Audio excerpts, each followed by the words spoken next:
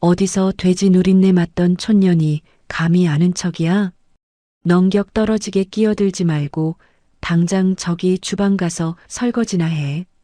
펄펄 끓는 가마솥 앞에서 피땀 흘려 시누이 유학비 5,400만 원을 대줬건만 돌아온 건 철저한 개무시였습니다.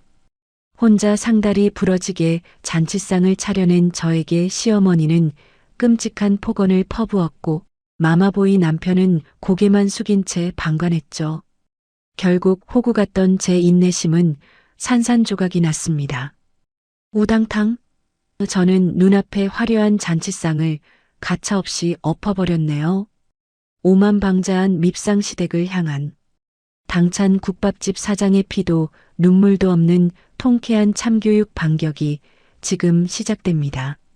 오늘 사연도 끝까지 들어주세요. 통쾌하실 거예요. 펄펄 끓는 가마솥 앞은 한겨울에도 땀이 비오듯 쏟아지죠. 정읍에서 저희 순댓국집을 모르면 간첩이라는 소리를 듣습니다. 할머니 때부터 시작해서 부모님을 거쳐 이제는 제가 3대째 사장으로 가게를 굳건히 지키고 있어요. 새벽 4시면 어김없이 불을 켜고 진한 육수를 우려내는 일로 제 하루가 시작됩니다. 젊은 청춘을 이 뽀얀 돼지 국물에 다 바쳤다고 해도 과언이 아니죠. 가끔은 돼지 냄새 난다고 피하는 사람들도 있었지만 저는 제 일이 참 자랑스러웠습니다. 저희 아버지는 동네에서 깐깐하고 뚝심 있는 호랑이 사장님으로 통하셨지만 제게는 세상에서 가장 듬직하고 존경스러운 분이셨어요. 장사에 있어서만큼은 누구보다 철저하고 정직한 길을 걸으셨거든요. 아버지는 가마솥 앞을 지키는 저의 어깨를 툭툭 두드리며 늘 이렇게 말씀하셨습니다. 수연아, 장사꾼은 눈앞에 얄팍한 돈을 좇으면 안 되는 법이다. 손님 입에 들어가는 음식은 내 가족 입에 들어가는 거랑 똑같이 귀하게 여겨야 해. 그래야 이 맛이 3대, 4대 변함없이 이어지는 거란다.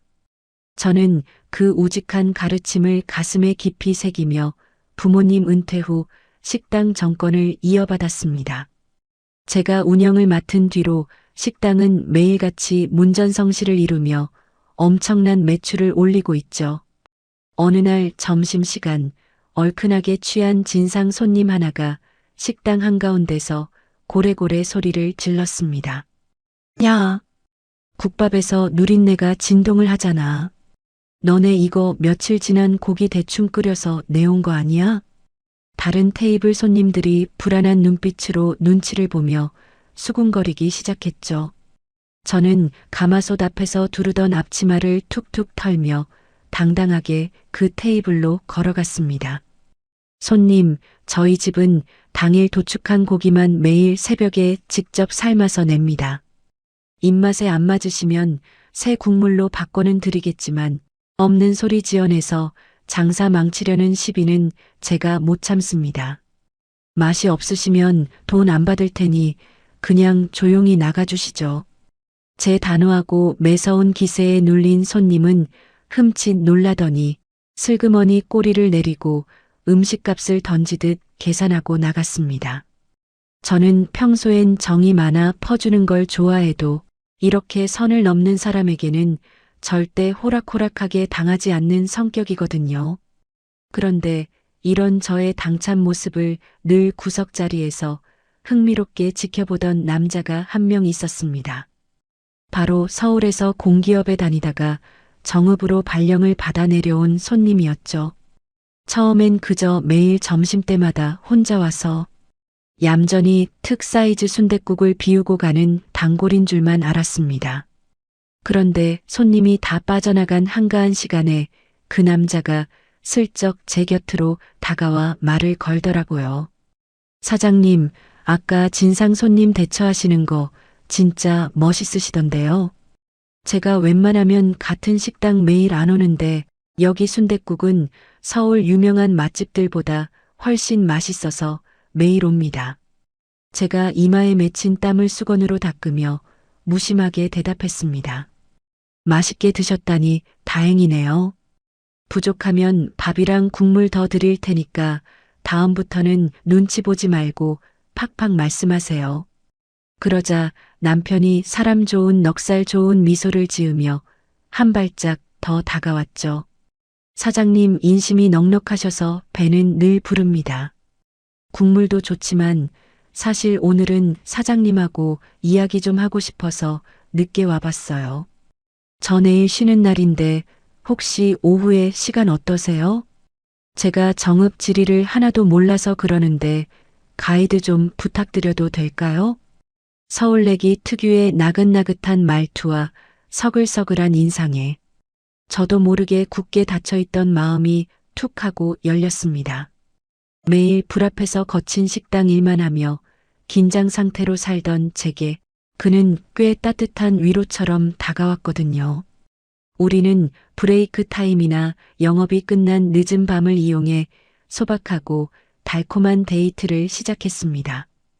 연애가 깊어지면서 남편은 저에게 자연스럽게 반말을 섞어가며 스스럼 없이 다가왔죠. 하루는 식당 일을 마치고 벤치에 앉아 있는데 툭 붉어진 핏줄과 대고 긁혀 거칠어진 제 두 손이 유난히 부끄럽게 느껴졌습니다. 내 손 진짜 소뚜껑 같고 못생겼지. 젊은 여자가 맨날 뜨거운 불 앞에서 돼지 부속이나 썰고 있으니 손이 이 모양이잖아. 제가 고개를 푹 숙이고 자주 섞인 푸념을 내뱉었습니다. 그러자 남편은 제 거친 두 손을 자신의 두 손으로 따뜻하게 감싸 쥐고는 다정하게 눈을 맞추며 말했어요. 자기야, 당신 손이 얼마나 훌륭하고 자랑스러운 손인데 그런 바보 같은 말을 해. 이렇게 책임감 강하고 멋지게 자기 인생 사는 여자가 세상에 어디 있다고 그래. 난 이런 당신이 진짜 대단하고 항상 존경해. 여보, 내가 앞으로 자기 손에 육수 한 방울 안 묻히게 다정하게 잘해줄게. 그 따뜻하고 진심 어린 말에 저는 남편이 한없이 듬직하고 착한 사람이라고 굳게 믿게 되었습니다. 우리는 서로를 깊이 아끼며 사랑했고 그렇게 평생을 약속하며 부부의 연을 맺게 되었죠. 그 사람의 다정한 약속에 평생을 함께하기로 마음먹고 결혼 준비를 시작했습니다. 하지만 핑크빛일 줄만 알았던 제 환상은 예비 시어머니를 처음 만난 자리에서부터 산산조각이 나고 말았죠. 남편의 어머니, 그러니까 지금의 시어머니는 뼛속까지 서울 부심으로 똘똘 뭉친 분이셨어요. 고급 한정식집에서 처음 마주 앉은 시어머니는 저를 노골적으로 위아래로 훑어보며 불편한 기색을 여과 없이 드러내셨습니다. 우리 영호가 지방 발령을 받더니 기어코 거기서 짝을 찾아왔네. 그래, 대학은 어디 나왔다고 했지? 아, 네.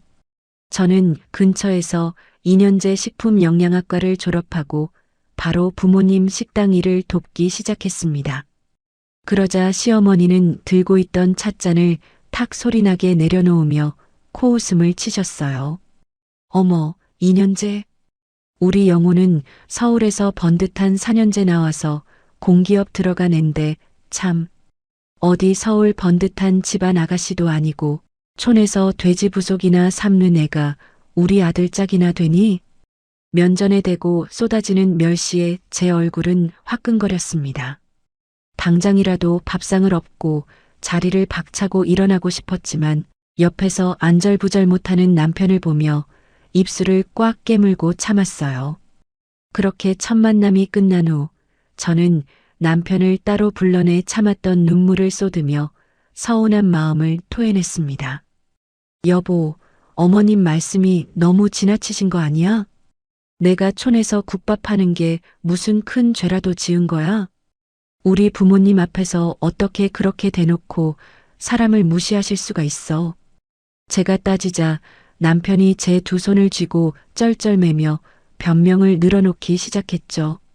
자기야, 진짜 미안해. 우리 엄마가 원래 좀 깐깐해. 자기가 이해해. 아기가 있어서 그런 건 절대 아니니까 자기가 이번 한 번만 꼭 참고 넘어가 주면 안 될까? 남편은 중간에서 갈등을 단호하게 끊어내거나 조율하기는커녕 늘 그런 식으로 상황을 회피하며 저에게만 일방적인 희생을 강요했습니다. 연애 시절 제 손을 감싸주던 듬직했던 남자는 온데간데 없고 전형적인 마마보이의 민낯이 드러나는 순간이었죠. 그래도 남편 하나 믿고 제가 더 잘하면 언젠간 인정받겠지 하는 바보 같은 마음으로 결혼식을 올리고 10월 뒤에 입성했습니다.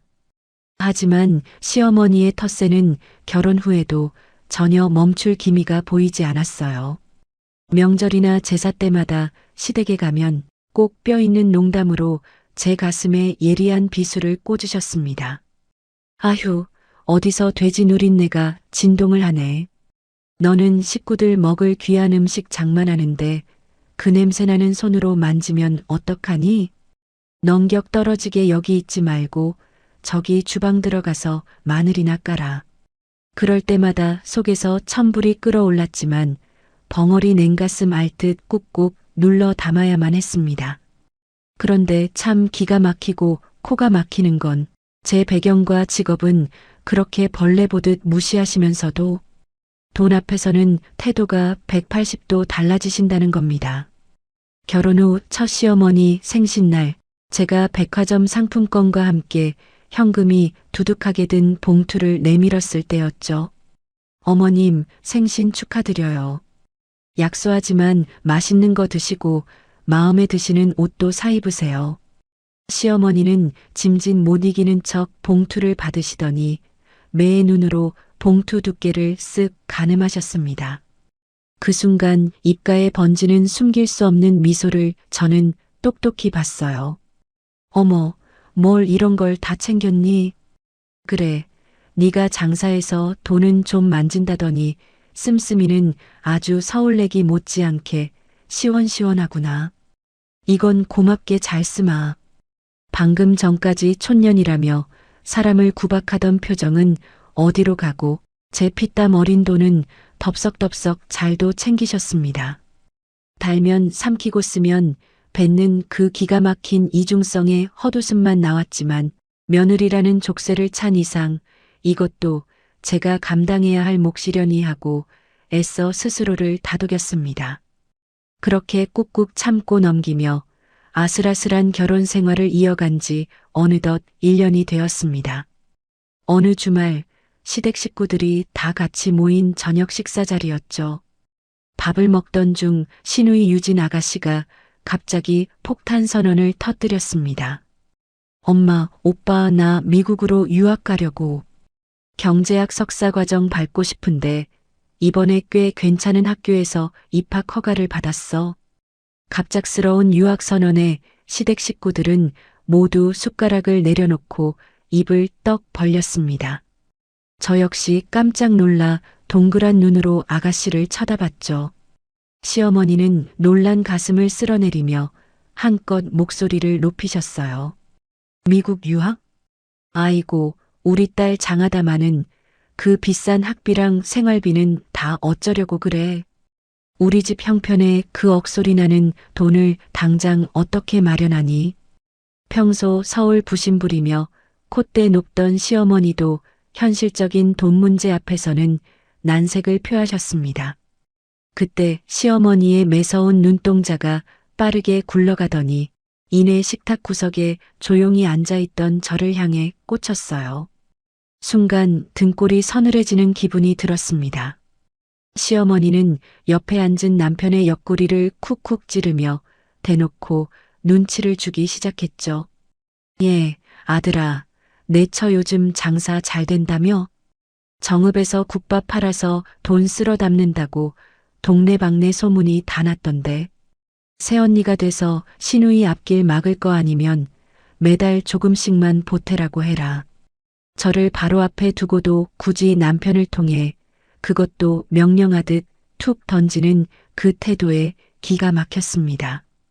마치 제가 돈 나오는 화수분이라도 되는 것처럼 너무나 당당하고 뻔뻔한 요구였죠. 남편은 또다시 안절부절 못하며 애꿎은 물잔만 만지작거리고 제 눈치만 살피기 시작했습니다. 그날 밤 정읍으로 내려오는 차 안의 공기는 얼음장처럼 차가웠어요. 한참 동안 입을 꾹 다물고 운전만 하던 남편이 모기만 한 목소리로 입을 열었습니다. 여보, 아까 엄마 말씀 들었지? 유진이가 공부 욕심도 많고 똑똑하잖아. 자기가 우리 집안 기둥인데 유진이 유학비 좀 보태주면 안 될까? 저는 어이가 없어서 기가 찬 헛웃음을 터뜨리며 조수석에서 몸을 돌려 앉았습니다. 자기 지금 제정신이야? 내가 끓이는 국밥 냄새 난다고 툭하면 촌년 취급하며 구박하실 땐 언제고 이제 와서 그 돼지 국밥 한 돈으로 시누이 유학까지 되라고? 내가 무슨 시댁 호구야, 걸어다니는 현금 인출기야? 제 쏘아붙이는 말에 남편은 움찔하더니 불쌍한 강아지 같은 표정을 지으며 매달렸습니다. 자기야, 제발 부탁이야. 엄마가 나한테 저렇게까지 대놓고 말씀하시는데 내가 중간에서 너무 난처하고 체면이 안 서서 그래. 자기가 돈 제일 잘 버니까 우리 식구 생각해서 조금만 희생해주면 안 될까? 끝까지 자기 체면 타령만 하며 어머니 치맛자락 뒤에 숨는 남편의 찌질한 모습에 가슴이 꽉 막히는 것 같았습니다. 얄미운 시어머니의 뻔뻔한 얼굴을 떠올리면 당장 차를 세우고 단칼에 거절하는 게 맞았죠. 내 피 같은 돈을 그 오만한 시어머니 손에 쥐어주고 싶은 마음은 추워도 없었습니다. 그렇게 집으로 돌아온 며칠 동안 저는 남편과 말 한마디 섞지 않았습니다. 꼴도 보기 싫은 남편은 제 눈치만 슬슬 보며 거실 소파에서 웅크려 잤죠. 어휴, 저 등신 같은 화상. 엄마 치마폭에서 평생 못 벗어날 위인이랑 내가 무슨 부귀영화를 누리겠다고 가슴을 치며 한숨만 푹푹 쉬고 있던 어느 날 오후였습니다. 가게 브레이크 타임에 잠시 쉬고 있는데 누군가 조심스럽게 국밥집 문을 열고 들어오더라고요. 고개를 들어보니 놀랍게도 시누이 유진 아가씨였습니다. 언니 바쁜데 불쑥 찾아와서 미안해. 서울에서 정읍까지 한달음에 내려온 아가씨의 얼굴에는 미안함과 민망함이 가득 교차하고 있었죠. 저는 황급히 앞치마를 벗고 아가씨를 빈 테이블로 안내했습니다. 아가씨, 여기까지 어쩐 일이야? 미리 연락이라도 주지. 밥은 먹었어? 제가 따뜻한 국밥 한 그릇을 내오자 아가씨는 고개를 푹 숙인 채 눈물을 뚝뚝 흘리기 시작했습니다. 언니, 엄마랑 오빠가 언니한테 무리한 부탁한 거 내가 정말 미안해. 진짜 너무 미안해서 내가 언니 얼굴을 볼 면목이 없더라. 엄마가 평소에 언니한테 어떻게 대하는지 뻔히 알면서 내 유학비까지 떠넘기다니. 나 유학 안 가도 되니까 언니 절대 엄마랑 오빠 말 듣지 마요. 아가씨는 제 손을 꽉 잡으며 진심으로 미안해했습니다. 사실 시댁 식구들 중에 저를 사람 대접해주고 살갑게 챙겨준 건 유진 아가씨 단 한 명뿐이었거든요. 시어머니가 제 직업을 무시할 때도 아가씨는 늘 제 편을 들어주곤 했습니다. 언니 3대째 내려오는 맛집 사장님이라니 진짜 멋있어. 언니가 끓인 국밥이 세상에서 제일 맛있어. 진짜 최고야. 그렇게 저를 진심으로 따르고 존중해주던 시누이였기에 저도 아가씨만큼은 친동생처럼 아끼고 있었죠. 유진아, 울지 말고 내 말 잘 들어. 너 미국 가서 그 경제학인가 뭔가 끝까지 공부하고 싶은 거 맞지? 내 꿈 포기하기 싫은 거 맞잖아. 제 물음에 아가씨는 입술을 깨물며 끄덕였습니다. 저는 깊은 한숨을 한번 내쉬고는 아가씨의 손을 마주 잡았어요. 어머님 얄미운 거 생각하면 10원 한 장 보태기 싫은 게 솔직한 내 심정이야. 근데 내 오빠도 아니고 어머님도 아니고 똘똘하고 예쁜 우리 아가씨 앞길 막는 건 언니가 못하겠다. 내가 매달 150만 원씩 내 생활비 보탤 테니까 돈 걱정 말고 가서 공부 열심히 해. 제 말에 아가씨는 눈을 동그랗게 뜨고는 엉엉 소리 내어 울기 시작했습니다. 언니, 진짜 괜찮겠어? 언니 새벽부터 밤늦게까지 뼈 빠지게 고생해서 버는 돈이잖아. 내가 진짜 은혜 안 잊고 나중에 다 갚을게, 언니. 아가씨를 달래서 서울로 올려보낸 후 저는 퇴근해서 남편에게 제 결정을 통보했습니다. 여보, 나 아가씨 유학비 매달 150만 원씩 대주기로 했어. 그러자 소파에 늘어져 있던 남편이 벌떡 일어나며 화색이 돌았죠. 진짜? 자기야, 정말 고마워. 역시 자기가 우리 집안 살리는 기둥이라니까. 엄마한테 당장 전화해서 이 기쁜 소식 알려야겠다.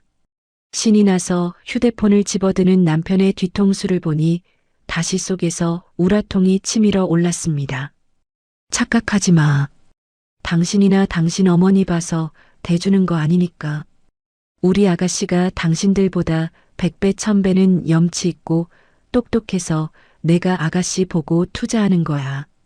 그러니까 당신 어머니한테 생색낼 생각일랑 꿈도 꾸지 마. 제가 쏘아붙이자 남편은 민망한지 멋쩍은 웃음만 흘릴 뿐이었습니다. 아가씨가 미국으로 떠나고 본격적인 3년의 뒷바라지가 시작되었습니다. 매달 150만 원이라는 돈 말이야 쉽지 자영업자에게는 매달 숨통을 조여오는 엄청난 압박이죠. 그 돈을 꼬박꼬박 맞추기 위해 저는 하루도 쉬지 않고 가마솥 앞을 지켰습니다. 한여름의 국밥집 주방은 그야말로 지옥불이 따로 없어요. 펄펄 끓는 가마솥에서 뿜어져 나오는 뜨거운 열기에 숨이 턱턱 막히고 온몸은 땀으로 흠뻑 젖어 소금꽃이 필 지경이었죠. 아침 일찍부터 밤늦게까지 종일 서서 일하느라 다리는 퉁퉁 붓고 허리는 끊어질 듯 아팠지만 단 하루도 가게 문을 닫을 수가 없었습니다. 사장님, 여기 특으로 2그릇 더 주소. 네, 금방 나갑니다. 밀려드는 손님들의 주문에 목이 쉬어라 대답하며 정신없이 일했습니다. 그렇게 뼈가 바스러져라 일해서 번 돈으로 매달 15일이면 어김없이 아가씨 계좌로 150만 원을 송금했죠. 송금 버튼을 누를 때마다 제 통장 잔고는 푹푹 줄어들었지만 타지에서 고생할 아가씨를 생각하며 꾹 참았습니다. 저축은커녕 제 입을 옷 한 벌 제대로 사지 못하고 낡은 앞치마만 기워 입으면서 버텼어요. 하지만 제 희생을 당연하게 여기는 시어머니의 태도는 날이 갈수록 가관이었습니다. 어느 날 한창 바쁜 점심시간에 시어머니에게서 전화가 걸려왔어요. 나다. 너 오늘 유진이 생활비 보내는 날인데 벌써 보냈니? 미국 물가가 얼마나 비싼데 애가 밥이나 제대로 챙겨 먹는지 모르겠다. 장사도 잘 된다는데 이왕 보내는 거 이번 달부터는 몇십만 원 더 얹어서 보내주면 안 되겠니? 바빠 죽겠는데 돈 타령만 늘어놓는 시어머니의 전화에 억장이 무너져 내렸습니다. 어머님, 저 지금 한창 바쁜 시간이라 손님이 밀려 있어요. 그리고 150만 원도 저한테는 진짜 큰 돈입니다. 매달 그 돈 맞추느라 저 하루도 못 쉬고 일하는 거 어머님도 아시잖아요. 제가 앓는 소리를 하자 시어머니는 혀를 끌 듯 차며 비아냥거리셨습니다. 아유, 알았다, 알았어. 그깟 돈 좀 보태준다고 어찌나 유세를 떠는지 참. 어디서 대학다운 대학도 못 나와 배운 거 없이 몸으로 때우는 장사니 고생스러운 건 당연한 거지 누굴 탓하니. 너는 우리 유진이 번듯하게 학위 따서 오면 다 내 덕으로 알 테니 입 좀 다물고 잔말 말고 보내기나 해라. 뚝 하고 끊어진 전화기를 들고 저는 끓어오르는 우라를 참지 못해 눈물까지 찔끔 흘렸습니다. 속이 새까맣게 타들어가는 저를 보면서도 남편은 남의 일 보듯 태평했죠. 저녁에 퇴근하고 돌아온 남편은 식탁에 앉아 자기 취미 생활에 쓸 돈을 요구하며 투정만 부려댔습니다. 여보, 나 이번 주말에 부서 사람들이랑 골프 치러 가기로 했는데 용돈 좀 더 주라. 그리고 오늘 밥상 반찬이 왜 이래? 나 회사에서 피곤했는데 고기 반찬 좀 해주지. 맨날 국밥집 깍두기만 주면 어떡해?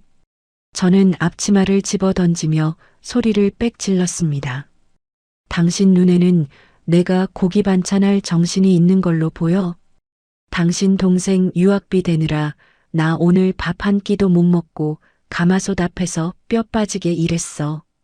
당신은 공기업 다닌다고 칼퇴근해서 꼬박꼬박 월급 받아오면서 동생 유학비에 10원 한 장 보탠 적 있어?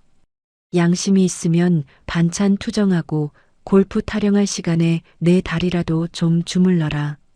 제 호통에 남편은 흠칫 놀라며 슬그머니 숟가락을 내려놓았죠. 아니, 내가 뭐 틀린 말 했나? 당신이 자진해서 돈 내준다고 해놓고 왜 나한테 짜증이야? 엄마 말대로 나중에 유진이가 성공하면 다 우리한테 보답할 텐데 유난 떨지 마. 그리고 나도 밖에서 사회생활 하는데 골프 한번 치러 가는 게 그렇게 큰 죄냐? 그 속 터지는 소리에 저는 대꾸할 가치도 못 느끼고 방으로 쾅 들어가 버렸습니다. 그렇게 하루하루 지옥 같은 날들을 버틸 수 있었던 건 가끔 걸려오는 유진 아가씨의 전화 덕분이었습니다. 언니, 나 이번에 장학생으로 뽑혀서 다음 학기 등록금 면제받았어. 이거 다 언니가 매달 생활비 챙겨준 덕분이야. 진짜 고마워. 수화기 너머로 들려오는 아가씨의 밝은 목소리에 저는 그제야 뭉클해진 가슴을 쓸어내렸죠. 아이고, 우리 아가씨 진짜 대단하네. 타지에서 밥은 잘 챙겨 먹고 다니는 거야? 언니가 보내주는 돈 아끼지 말고 고기도 사 먹고 과일도 사 먹어.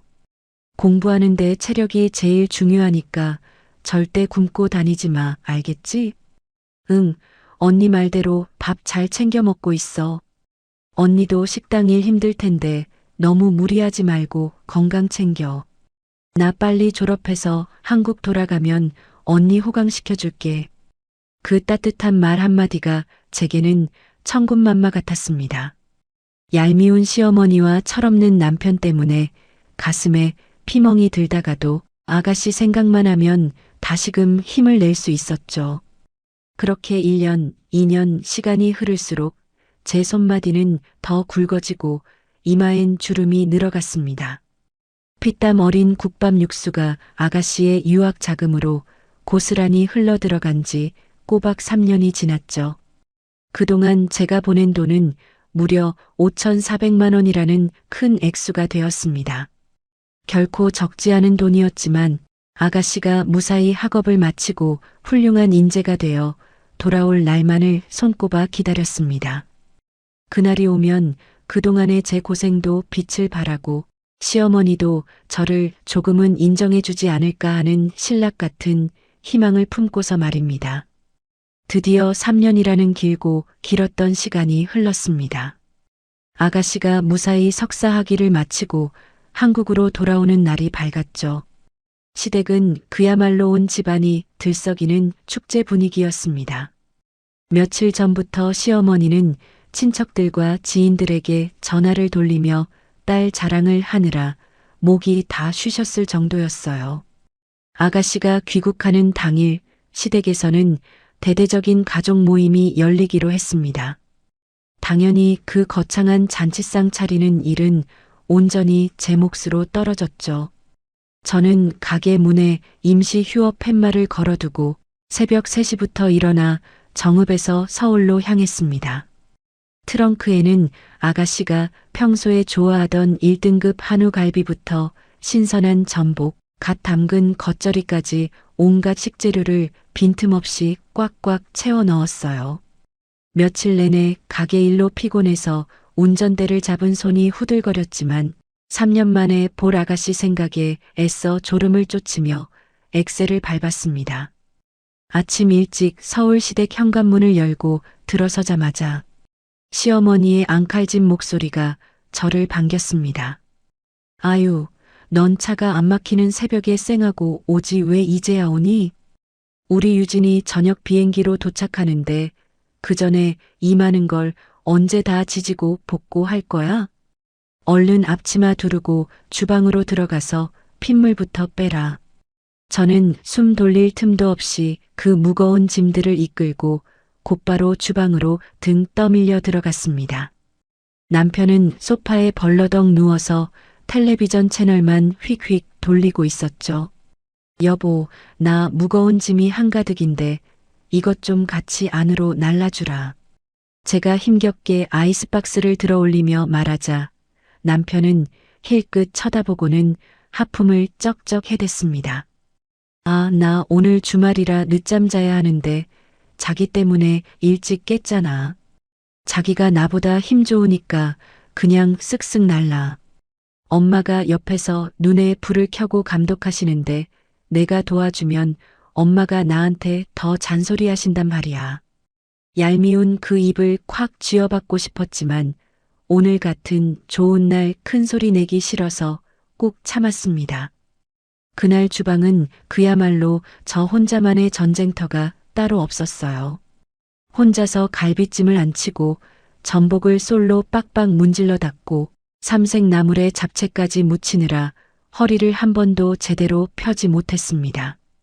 거실에서는 시어머니가 친척들과 통화하며 제 속을 박박 긁어댔죠. 아유 형님, 우리 유진이가 드디어 오늘 와요. 아이고 말도 마세요. 내가 걔 미국 유학 뒷바라지 하느라 허리가 다 휘었다니까요. 애가 어찌나 똑똑한지 이번에 아주 우수한 성적으로 졸업을 했다지 뭐예요.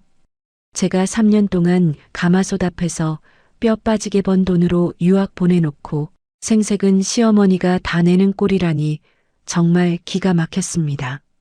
주방으로 쓱 들어오신 시어머니는 제가 만든 갈비찜 국물을 숟가락으로 푹 떠서 맛을 보셨습니다. 아이고 달다 달아. 너는 설탕을 얼마나 들이부은 거니? 간장 더 넣고 다시 짭짤하게 졸여라. 기가 막혀서 제가 지지 않고 대꾸했죠. 어머님, 아가씨 평소에 약간 달달한 거 좋아했잖아요. 그리고 배를 갈아 넣어서 단맛을 낸 거라 인공적인 맛도 안 나는데요. 그러자 시어머니는 매서운 눈을 치켜뜨며 제게 호통을 치셨습니다. 어디서 시어미가 말하는데 꼬박꼬박 토를 달아. 미국 물 먹고 온 애가 촌년 입맛이랑 똑같겠니? 잔말 말고 내가 시키는 대로 당장 다시 해. 속에서 천불이 났지만 오늘 아가씨 축하해 주러 온 자리니 좋은 마음으로 넘기자며 스스로를 다독였습니다. 매운 양파를 까고 또 까다 보니 양파즙에 눈물이 줄줄 흘러서 소매로 눈가를 훔쳐야 했어요. 오후가 훌쩍 넘어가자 온 집안에 고소한 기름 냄새와 짭조름한 갈비찜 냄새가 진동을 했습니다. 남편은 그제야 주방으로 어슬렁어슬렁 걸어 들어와서 갓 부쳐낸 전을 맨손으로 낼름 집어먹었죠. 오, 냄새 좋은데. 간이 아주 딱 맞네. 자기야, 나 이거 갈비찜 고기 하나만 더 줘봐. 저는 국자로 남편의 손등을 찰싹 때리며 매섭게 눈을 흘겼습니다. 손도 안 씻고 어디서 음식에 함부로 손을 대. 아가씨 오기 전까지는 국물도 없을 줄 알아. 가서 어머님 모시고 교자상이나 펴.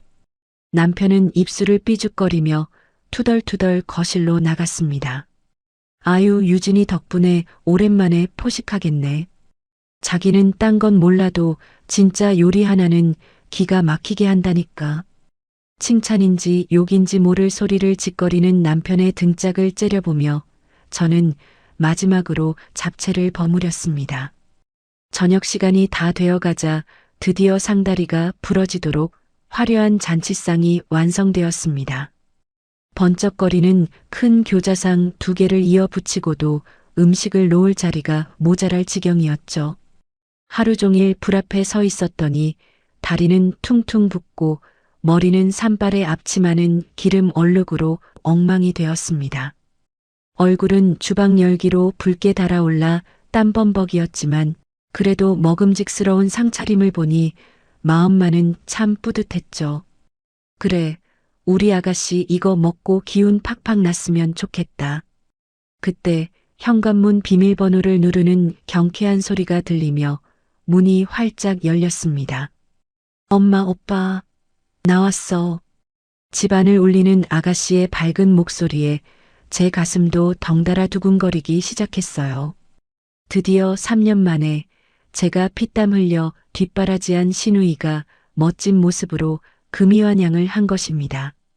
현관문에 들어선 유진 아가씨는 몰라보게 세련된 모습이었습니다. 아이고, 우리 딸. 내 새끼, 그동안 타지에서 혼자 얼마나 고생이 많았어.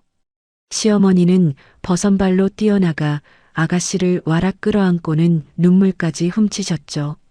남편도 해벌쭉 웃으며 동생의 캐리어를 넙죽 받아들었습니다. 야, 박유진, 너 진짜 완전 미국 사람 다 됐다야. 아가씨는 가족들과 반갑게 인사를 나누더니 주방 문가에 뻘쭘하게 서서 앞치마에 물기를 닦고 있는 저를 발견하고는 단숨에 달려왔어요. 언니, 나 진짜 너무 보고 싶었어. 아가씨는 저를 꽉 끌어안으며 제 귓가에 조용히 속삭였습니다. 언니가 매달 고생해서 돈 보내준 덕분에 나 진짜 무사히 졸업했어. 너무 고마워. 그 진심 어린 따뜻한 말 한마디에 지난 3년간 펄펄 끓는 가마솥 앞에서 흘렸던 눈물과 땀이 한순간에 눈 녹듯 씻겨 내려가는 기분이었죠. 아유, 우리 아가씨 몸 건강히 무사히 돌아와서 다행이네. 얼른 손 씻고 와서 밥 먹어. 비행기 타고 오느라 배고프지? 제가 환하게 웃으며 아가씨의 등을 다정하게 토닥여 주었습니다. 잠시 후 온 가족이 모여 앉은 식탁은 그야말로 화려한 잔칫집 그 자체였어요. 제가 새벽부터 며칠 밤을 새워가며 정성껏 차린 사내 진미가 상위를 빈틈없이 가득 채우고 있었죠. 와, 언니 이 진짜 대박이다. 이거 다 언니가 혼자 만든 거야? 내가 미국에서 언니가 해준 갈비찜 먹고 싶어서 얼마나 엉엉 울었는지 알아? 아가씨는 허겁지겁 갈비찜을 입에 넣으며 엄지를 척 치켜 세웠습니다. 시어머니는 아주 흐뭇한 표정으로 아가씨를 바라보며 입에 발린 소리를 늘어놓으셨죠. 아이고, 체하겠다. 천천히 좀 먹어라. 우리 유진이 이제 번듯한 석사 학위도 땄으니 대기업 골라서 떵떵거리고 가겠네. 엄마는 아주 세상을 다 가진 것 같이 배가 부르다. 식사 자리가 무르익어가고 자연스럽게 아가씨의 미국 유학 생활과 경제학 전공 이야기가 화두로 올랐습니다. 미국에서는 요즘 이런 경제 흐름이랑 금리가 완전 대세더라고. 물가 상승률이랑 환율 변동이 우리 같은 일반인들 삶에도 엄청나게 큰 영향을 미치거든. 아가씨가 똑 부러지는 목소리로 전문적인 용어를 섞어가며 신나게 이야기를 풀어나갔어요. 저는 옆에서 묵묵히 밥을 먹다가 아가씨 이야기가 워낙 흥미로워서 빙그레 웃으며 가볍게 맞장구를 쳤습니다. 맞아. 요즘 시장 가면 식자재 물가 오르는 거 보면 진짜 무서울 정도라니까. 아가씨가 배운 그런 경제 흐름을 잘 알면 우리 국밥집 운영하고 단가 맞추는데도 참 도움이 많이 되겠다. 그저 화기애애한 가족 간의 자연스러운 대화에 한마디 보탰을 뿐이었습니다. 그런데 바로 그 순간이었어요. 갑자기 시어머니가 들고 있던 숟가락을 교자상 위에 탁 소리가 나게 신경질적으로 내려놓으셨습니다. 순식간에 훈훈했던 거실 분위기가 한겨울 얼음장처럼 차갑게 얼어붙었죠. 시어머니는 저를 위아래로 훑어보며 멸시가 가득 담긴 표정으로 쏘아붙였습니다. 어디서 돼지 냄새 맡던 촌년이 유학 다녀온 애들 고상한 얘기에 아는 척을 해? 네가 경제를 알아? 어디 급도 안 맞는 게 귀한 내 딸 말하는데 감히 끼어들어. 제 귀를 의심할 만큼 너무나 적나라하고 폭력적인 망언이었습니다. 시어머니는 거기서 멈추지 않고 제 가슴에 예리한 대못을 쾅쾅 박아댔죠. 넌격 떨어지게 여기 앉아 있지 말고 당장 저기 주방 가서 설거지나 해라. 네가 차린 상이니까 밥 다 먹은 거 네가 치우는 게 맞지 않겠니? 순간 숨이 턱 막혔습니다. 머릿속이 새하얗게 변하고 심장이 터질 것처럼 미친 듯이 뛰기 시작했어요. 저는 믿을 수 없는 얼굴로 옆에 앉은 남편을 바라봤습니다. 하지만 남편은 이 끔찍한 모욕 앞에서도 또다시 고개를 푹 숙인 채 제 눈을 피하고 잡채만 질겅질겅 씹어대고 있었어요. 지난 3년입니다. 새벽별을 보며 일어나 가마솥불을 지폈고 내 입에 들어갈 고기 한 점 안 사 먹고 악착같이 모은 돈이었습니다. 그 피 같은 돈 5,400만 원을 온전히 시누이 유학비로 바쳤는데 돌아오는 건 철저한 계무시와 촌년 취급이었죠. 머리카락이 쭈뼛서고 온몸이 사시나무 떨리듯 부들부들 떨렸습니다. 참고 참았던 제 영혼 밑바닥까지 꾹꾹 눌러 담았던 인내심의 한계선이 툭 하고 끊어지는 소리가 선명하게 들렸어요. 저는 자리에서 짐승처럼 벌떡 일어났습니다. 우당탕탕 마이너스. 제 두 손으로 제가 피눈물 흘리며 차려낸 그 화려한 잔치상의 가장자리를 꽉 잡고 가차없이 확 엎어버렸습니다. 와장창 깨지는 귀한 접시 소리와 시뻘건 갈비찜 국물이 사방으로 튀는 소리가 거실에 요란하게 울려 퍼졌죠. 야! 이 미친년이 돌았나? 지금 뭐 하는 짓이야? 시어머니가 비명을 지르며 뒤로 나자빠졌고 남편도 화들짝 놀라 펄쩍 뛰며 소리를 질렀습니다. 야! 너 진짜 미쳤어? 우리 엄마한테 무슨 미친 짓거리야.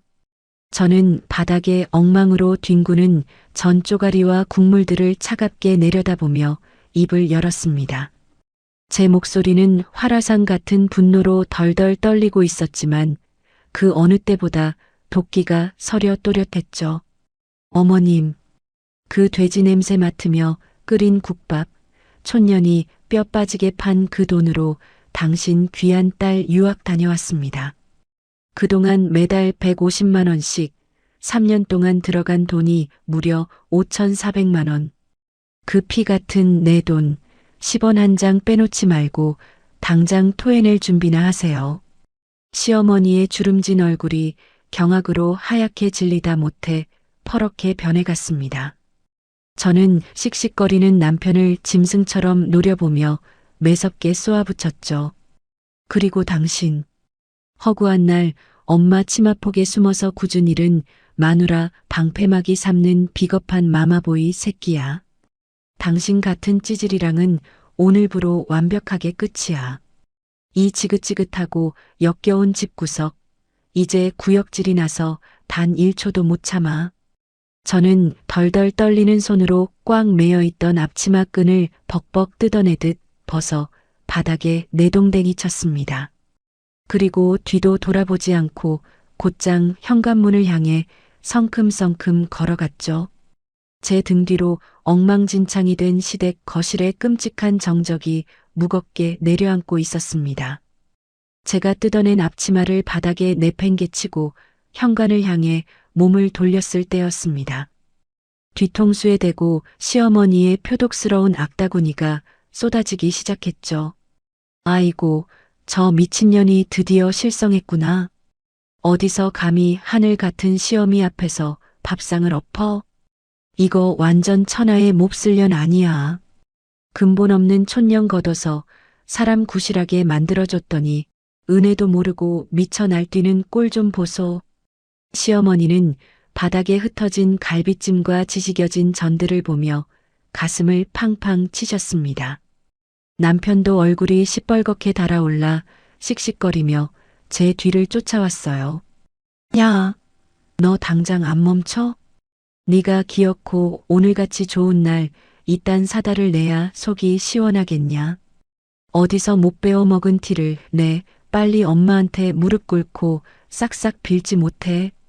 남편이 제 어깨를 거칠게 잡아채려던 순간이었습니다. 엄마 진짜 제정신이야. 거실 한가운데서 벼락 같은 고함 소리가 쾅 하고 터져 나왔습니다. 남편도 저도 놀라서 흠칫 뒤를 돌아보았죠. 그곳에는 유진 아가씨가 새파랗게 질린 얼굴로 바들바들 떨며 서 있었습니다.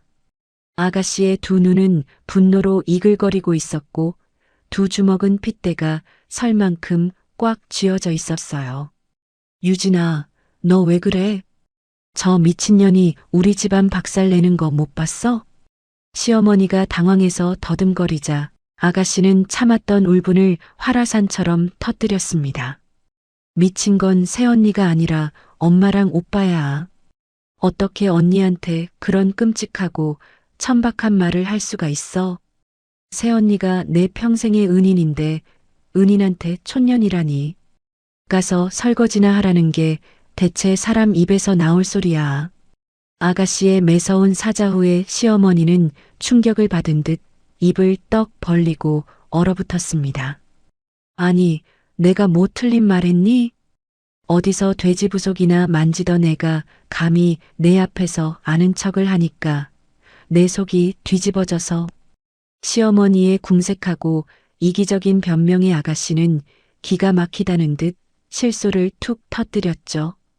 그 돼지 부속 만져서 번 돈으로 나 3년 내내 유학 뒷바라지 해준 게 누군데? 엄마가 나한테 10원짜리 하나라도 보태준 적 있어? 오빠가 나한테 달러 한 장이라도 보내준 적 있냐고. 언니가 매달 뼈 빠지게 일해서 보내준 그 돈 5,400만 원 아니었으면 나 유학은커녕 길바닥에 나앉았어. 나 굶어 죽을까봐 자기 입에는 풀칠만 하면서 내 학비 대준 사람한테 촌년이라고? 엄마는 양심도 없어? 염치라는 게 없냐고. 아가씨의 날카롭고 이성적인 일갈에 거실은 찬물을 끼얹은 듯 쥐죽은 듯 조용해졌습니다. 남편은 그제야 사태의 심각성을 파악했는지 안절부절 못하며 동생을 말리려 들었어요. 야, 박유진, 너 말 조심 안 해? 아무리 그래도 엄마한테 무슨 말버릇이야. 네가 미국 물 먹더니 아주 눈에 뵈는 게 없구나. 그러자 아가씨는 남편을 향해 더욱 싸늘한 비수를 꽂아 넣었습니다. 오빠는 제발 닥치고 가만히 좀 있어. 옆에서 자기 마누라가 그 끔찍한 모욕을 당하는데 입 꾹 다물고 쳐다만 보는 게 자랑이야? 오빠가 인간이야? 그러고도 네가 남자고 가장이야? 오빠 같은 찌질이 마마보이랑 지금까지 살아준 새언니가 보살이지. 난 오빠가 내 혈육이라는 게 진짜 역겨워 죽겠어. 아가씨의 독설에 남편의 얼굴은 홍당무처럼 터질 듯 붉어졌고 꿀먹은 벙어리처럼 입만 뻥긋거렸습니다. 아가씨는 그 길로 바닥에 엎어진 반찬통과 유리 조각들을 무참히 짓밟으며 성큼성큼 제 쪽으로 걸어왔습니다. 언니 진짜 미안해. 내가 언니 얼굴을 볼 면목이 없다. 이런 구역질 나는 집구석에 언니 혼자 놔두고 나 혼자 편하게 공부한 거 진짜 내가 평생 다 갚을게. 아가씨의 두 눈에서는 참았던 뜨거운 눈물이 뚝뚝 떨어지고 있었습니다. 저는 말없이 손을 뻗어 그런 아가씨의 어깨를 조용히 감싸 안아주었죠. 아가씨는 휙 뒤돌아서서 경악으로 굳어버린 시어머니와 남편을 향해 단호하게 선언했습니다. 나 당장 짐 싸서 나갈 테니까 둘 다 알아서 해. 엄마랑 오빠, 새언니한테 진심으로 무릎 꿇고 사과하기 전까지 나 찾지 마. 안 그러면 나랑은 평생 연 끊을 줄 알아. 아가씨는 단숨에 방으로 들어가더니 아까 들고 왔던 캐리어를 그대로 끌고 쿵쾅거리며 현관으로 나왔습니다. 언니 가자. 이런 쓰레기장 같은 곳에 단 1초도 더 있지 마. 그렇게 아가씨는 제 손을 꽉 잡고 미련 없이 현관문을 박차고 나섰습니다. 등 뒤로는 시어머니가 바닥을 치며 짐승처럼 통곡하는 소리와 남편이 발을 동동 구르는 소리가 요란하게 들려왔죠. 아이고, 내 팔자야. 유진아, 박유진. 너 어디가 애미 버리고 어디가. 하지만 우리는 엘리베이터가 도착할 때까지 단 한 번도 뒤를 돌아보지 않았습니다. 엘리베이터 문이 닫히고 시댁의 끔찍한 소음이 완벽하게 차단되었습니다. 꽉 잡은 아가씨의 손이 가늘게 떨리고 있었지만 그 온기만큼은 세상 그 무엇보다 든든했어요. 평생 내 편 하나 없을 줄 알았던 시월드에서 유일하게 숨통을 틔워준 최고의 아군이 제 곁에 있었습니다.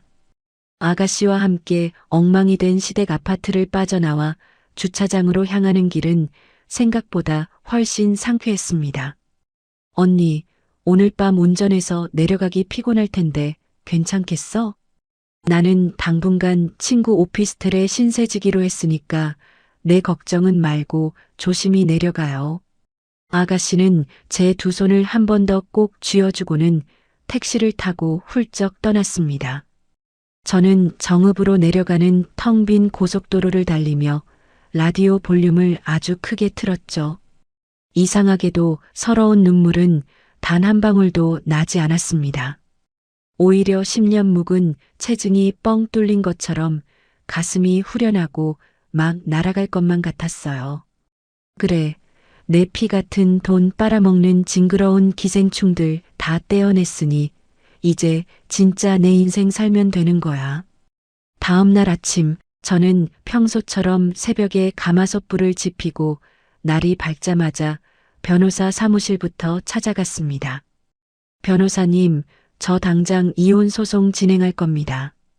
그리고 그동안 시누이 유학비로 보낸 5,400만 원, 조건부 증여 반환이든 부당이득 반환이든 법으로 싹 다 받아내 주세요.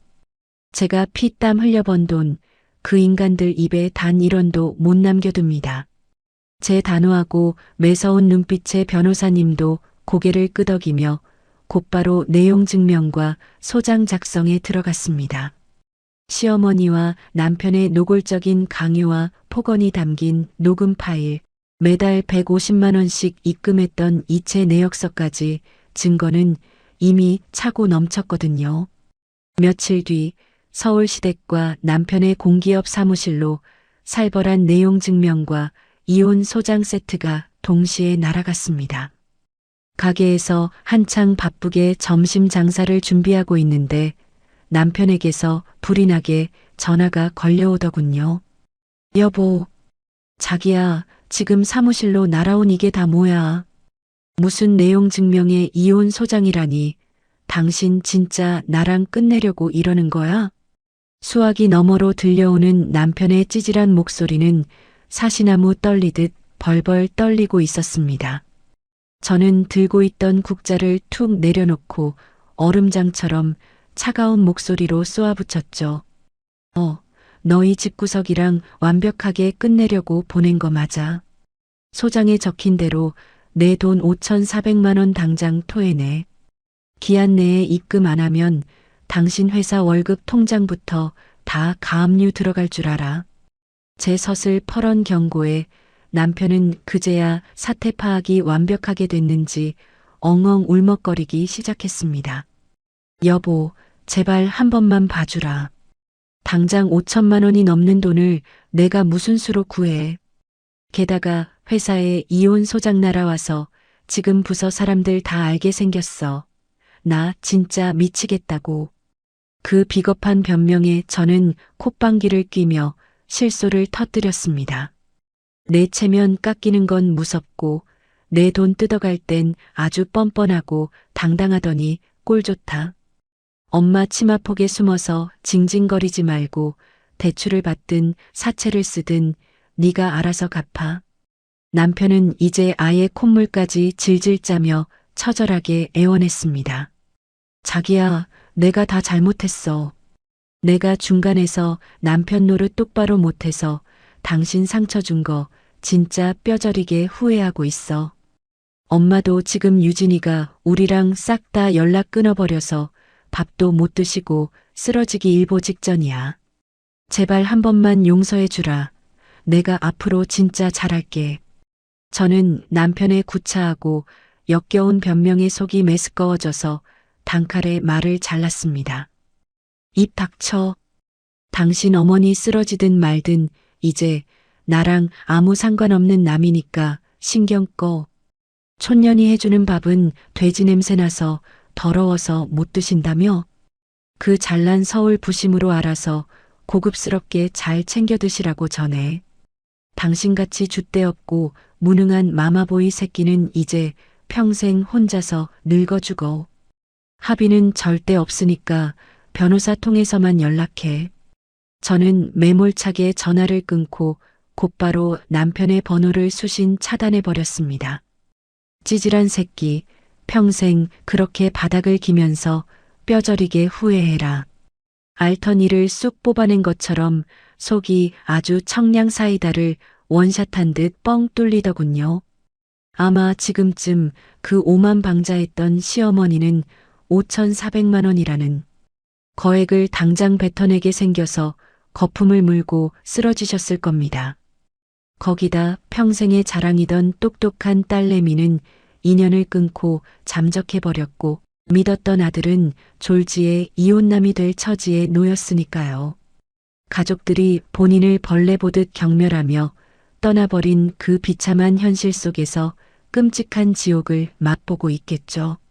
저는 아주 홀가분하고 통쾌한 마음으로 낡은 앞치마를 벗어 던지고 빳빳하고 깨끗한 새 앞치마를 꺼내 허리에 질끈 동여맸습니다. 그리고 밀려드는 손님들을 향해 가장 환하고 당당한 미소를 지으며 활기차게 걸어 나갔습니다. 식당 안은 밀려드는 손님들로 발 디딜 틈 없이 꽉 차서 눈코 뜰 새 없이 바빴죠. 여기 순댓국 2그릇 추가요. 네, 금방 나갑니다. 제가 쟁반을 들고 홀을 이리저리 누비고 있는데 바쁘게 돌아가던 식당 문이 스르륵 열리며 누군가 들어왔습니다. 헝클어진 머리에 초췌한 얼굴, 며칠 밤을 꼬박 세운 듯 눈밑이 시커멓게 퀭하게 파인 늙은 여자가 서 있었어요. 자세히 보니 그토록 오만방자하고 콧대 높던 서울 시어머니였습니다. 어머, 여긴 어쩐 일이십니까? 제가 쟁반을 내려놓고 얼음장처럼 차갑게 묻자 시어머니는 왈칵 눈물을 쏟으며 제 바지 가랑이를 덥석 잡았습니다. 그러더니 수많은 손님들이 밥을 먹고 있는 식당 한복판에서 털썩 무릎을 꿇는 게 아니겠어요. 식사를 하던 손님들이 깜짝 놀라 숟가락을 멈추고 일제히 저희 쪽을 쳐다보기 시작했죠. 수연아, 내가 다 잘못했다. 내가 늙어서 노망이 나도 단단히 났지. 너같이 귀하고 착한 며느리한테 그딴 몹쓸 소리를 하다니. 제발 그 소송만은 걷어다오. 5천만 원이 넘는 그 큰 돈을 당장 무슨 수로 갚겠니? 유진이 그 독한 기집애도 집 나가서 연락 두절이고 내 남편은 회사에서 망신당하게 생겼다며 내가 정말 미안하다. 나 좀 살려다오. 수연아, 제발 부탁이다. 시어머니는 그 잘난 서울 부심이고 체면이고 뭐고 다 내팽개친 채 식당 바닥에 엎드려 엉엉 통곡을 하셨습니다. 하지만 제 가슴속에는 이미 동정심이나 연민 따위는 단 한 톨도 남아있지 않았어요. 오히려 속이 아주 시원하고 묵은 체증이 확 씻겨 내려가는 기분이었죠. 저는 제 바지를 꽉 쥔 시어머니의 앙상한 손을 차갑고 매몰차게 탁 쳐냈습니다. 어머님, 여기는 수준 떨어지는 촌년이 냄새나는 돼지 부속이나 삶는 곳이니 얼른 서울로 올라가시죠. 고상하신 어머님 발 들이실 곳이 못 됩니다.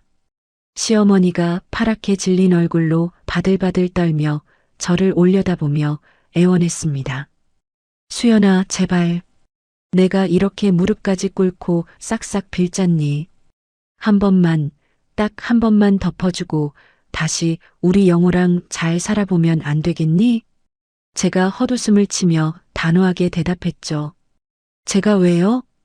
제 피땀 빨아먹으면서 며느리 사람 취급도 안 하던 기생충 같은 집구석에 제가 미쳤다고 다시 기어 들어갑니까?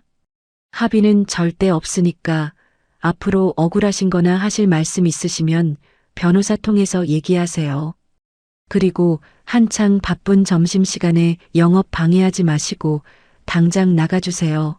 경찰 부르기 전에. 제 섯을 퍼런 축객령의 시어머니는 완전히 넋이 나간 사람처럼 주저앉아 땅바닥만 치며 오열했습니다. 결국 종업원들의 손에 이끌려 식당 밖으로 질질 끌려나가는 시어머니의 초라한 뒷모습을 보며 저는 길고 길었던 악연의 고리를 완벽하게 끊어냈음을 실감했죠. 그 후로 몇 달이 지났습니다. 이혼 소송은 당연하게도 제 완벽한 승소로 아주 깔끔하게 마무리되었어요. 남편은 빈매일같이 술로 지새우다 직장에서도 징계를 받았다는 찌질한 소식을 건너들었지만 이제 저와는 완벽하게 상관없는 남의 일이 되었죠. 유일하게 전 시댁 식구 중 연락을 이어가고 있는 사람은 유진 아가씨뿐입니다. 언니, 나 이번에 대기업 경제연구소에 취업했어. 첫 월급 타면 언니한테 제일 먼저 세상에서 제일 비싸고 맛있는 거 사줄게. 진짜 고마워. 아가씨는 제게 평생 갚아야 할 은혜라며 가끔 다정한 안부 전화를 걸어옵니다. 저는 그런 아가씨의 미래를 진심으로 응원해 주었죠. 모든 무거운 짐을 훌훌 털어버린 지금 저는 제 이름 김수연 석자를 걸고 더욱 당당하게 국밥집을 운영하고 있습니다. 가마솥 앞의 열기는 여전히 숨이 막히게 뜨겁고 제 손마디는 여전히 굵고 거칠어요. 하지만 저는 이제 제 솥뚜껑 같은 이 투박한 손이 세상에서 제일 자랑스럽고 아름답게 느껴집니다. 스스로 흘린 정직한 땀방울만이 온전한 내 삶을 지켜주는 진짜 힘이라는 걸 뼈저리게 깨달았으니까요. 누군가 저를 촌년이라 손가락질하며 함부로 깎아내려도 내 스스로가 나를 가장 귀하게 여기고 사랑하면 그만이라는 사실을 알게 되었습니다. 내 가치는 남이 매겨주는 것이 아니라 내 피땀 어린 노력과 당당함으로 스스로 증명하는 것이었죠. 오늘도 펄펄 끓는 진한 육수 냄새가 정읍의 맑은 아침 공기 사이로 구수하게 퍼져나갑니다. 사장님, 여기 순댓국 특으로 하나 든든하게 주소. 활기찬 단골 손님의 목소리에 저는 세상에서 가장 환하고 눈부신 미소를 지으며 대답합니다. 네, 정성껏 끓여서 금방 넉넉하게 퍼다 드릴게요. 눈물과 한숨으로 얼룩졌던 지난날의 상처는 저 뽀얀 뚝배기 국물 속에 모두 훌훌 녹여버렸습니다. 제 인생의 진정한 황금기는 펄펄 끓어넘치는 이 가마솥처럼 이제부터가 진짜 시작이니까요.